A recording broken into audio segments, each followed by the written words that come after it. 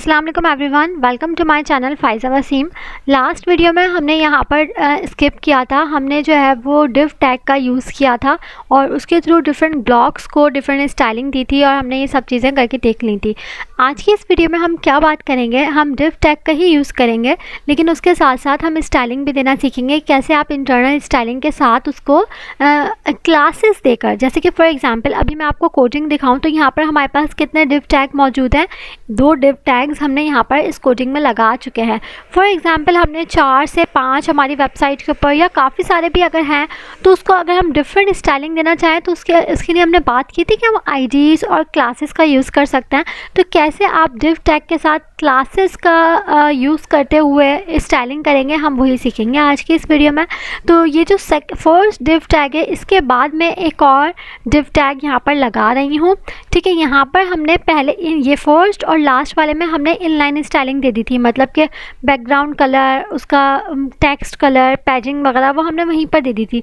लेकिन अब मैं यहाँ पर नहीं देना चाह रही। मैं चाहती हूँ कि मैं इंटरनल स्टाइलिंग करूँ। इंटरनल CSS के अंदर मैं इसकी सभी चीज़ें ऐड करना चाहती हूँ। तो यहाँ पर मैंने क्या दिया, क्लास देने का मेन पर्पज़ ये है कि अगर मैं क्लास नहीं दूंगी और सिंपल इंटरनल स्टाइलिंग करूँगी तो होगा क्या कि जितनी भी स्टाइलिंग करूँगी ना, जितना भी कलर दूंगी, जितनी भी पैडिंग दूंगी, मार्जिन वगैरह जो भी चीज़ें दूंगी, वो सभी ब्लॉक्स के ऊपर अप्लाई हो जाएंगे। लेकिन मुझे सबके ऊपर अप्लाई नहीं करना, मुझे सिर्फ और सिर्फ सेकंड वाले डिव टैग के अंदर अप्लाई करना है। तो यहाँ पर मैंने इसको क्लास दे दी है सिटीज़ के नाम से। ये आपके ऊपर है कि आप क्लास का नाम कुछ भी रखो, लेकिन for the sake of understanding, क्योंकि यहाँ पर हमारे पास लंदन की इन्फॉर्मेशन अवेलेबल है, यूनाइटेड किंगडम की इन्फॉर्मेशन अवेलेबल है, तो यहाँ पर हमने इसको क्लास समझने के लिए सिटीज़ प्रोवाइड कर दी। अब मैं चाह रही हूँ इसकी इंटरनल स्टाइलिंग करना, तो उसके लिए मुझे स्टाइल टैग में जाना पड़ेगा ऑफ कोर्स। चलिए स्टाइलिंग कर लेते हैं।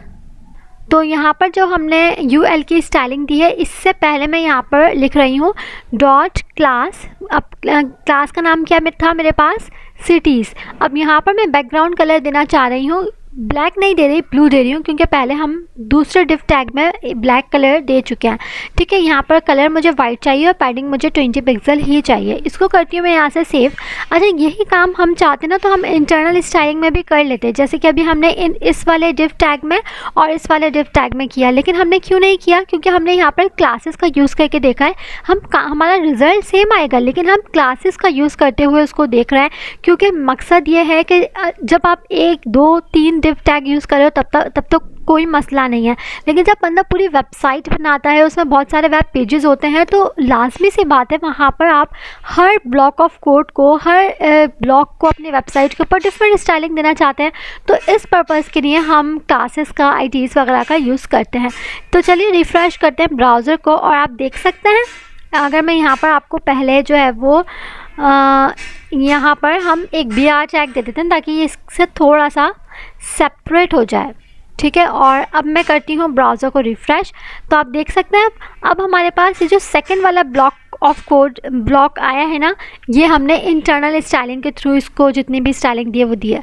उम्मीद करती हूँ आपको क्लासेस का यूज़ करना आ गया होगा, डिव टैग का कॉन्सेप्ट भी समझ में आ रहा होगा। आपको कोई क्यूरी, क्वेश्चन कोई समझ में नहीं आया करें तो वो आप साथ साथ कमेंट बॉक्स में पूछते रहा करें। और जितनी भी चीज़ें हम सीख रहे हैं कोशिश करें कि उसके साथ साथ प्रैक्टिस भी करते जाएँ। Cause practice makes you perfect. जब तक आप प्रैक्टिस नहीं करेंगे आपको चीज़ें समझ में तो आ जाएंगी, बट आपको वो चीज़ जब तक क्लियर नहीं होगी, जब तक आप खुद उसकी प्रैक्टिस नहीं करेंगे।